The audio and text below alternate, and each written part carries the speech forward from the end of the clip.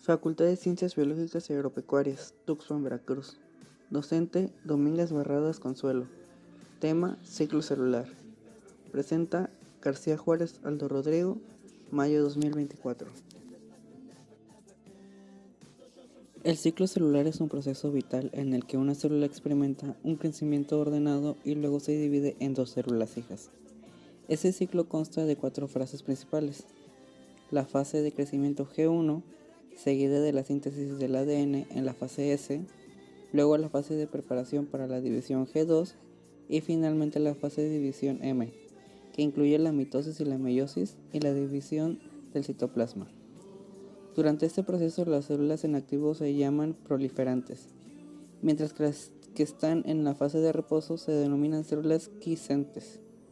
Es esencial entender que todas las células provienen de células preexistentes, comenzando con la división de una célula madre en dos células hijas.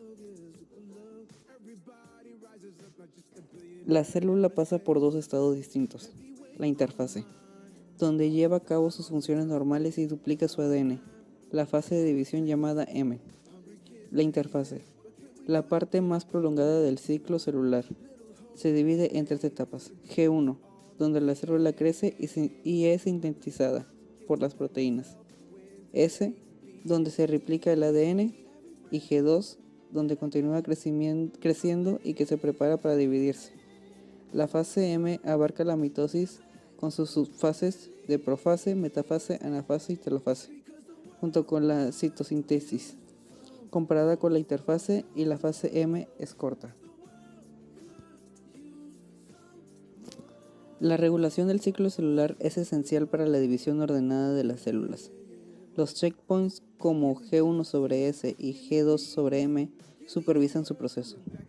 Proteínas como ciclinas y CDKS controlan sus checkpoints garantizando una división precisa. Los factores de crecimiento y señales celulares equilibran la proliferación. La apoptosis elimina células defectuosas. En el cáncer, la regulación puede alterarse llevando a una proliferación descontrolada.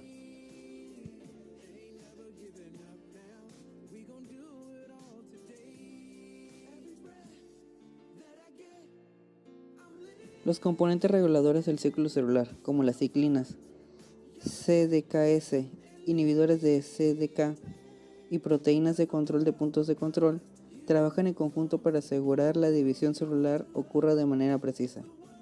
Estos elementos colaboran para controlar la progresión del ciclo celular, asegurando que cada fase se complete correctamente antes de avanzar a la siguiente. Además, los factores de crecimiento y las señales celulares tienen la capacidad de influir en la actividad de esos componentes reguladores. Esas señales pueden activar o inhibir vías de señalización intercelular, lo que a su vez modela la activación de las proteínas reguladoras del ciclo celular.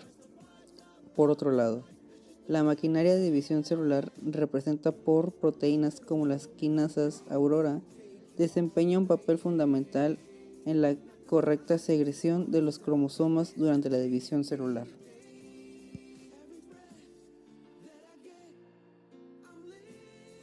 La regulación de los complejos ciclina, CDK, es fundamental en el ciclo celular. Proteínas como la CAK activan la CDK, mientras que la fosfofasa PP2A la desactiva. Complejos inhibidores como la P27 y la P21 bloquean la actividad de la ciclina y de la CDK. Las enzimas ligasas de ubiquitina como SFIAPC degregan las ciclinas. Genes superiores como tumores como P53, P21 y P16 regulan negativamente el ciclo. Los puntos de control, como el de ADN no replicado y el del daño del ADN, garantizan su fidelidad.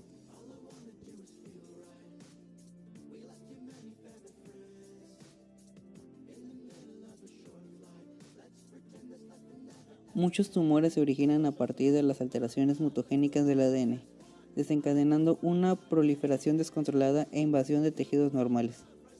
Estas transformaciones genéticas reducen la capacidad de respuesta celular al ciclo normal. Se requiere al menos 2 mutaciones para que la célula vuelva cancerosa. una en un gen superior de tumores y otra en un progen formado un oncogen. En plantas, la división celular en los meristemos regula el desarrollo de órganos. Las hormonas y las quinasas dependientes de la ciclina son clave en esa regulación. La vía del retinoblastoma también influye en la proliferación celular.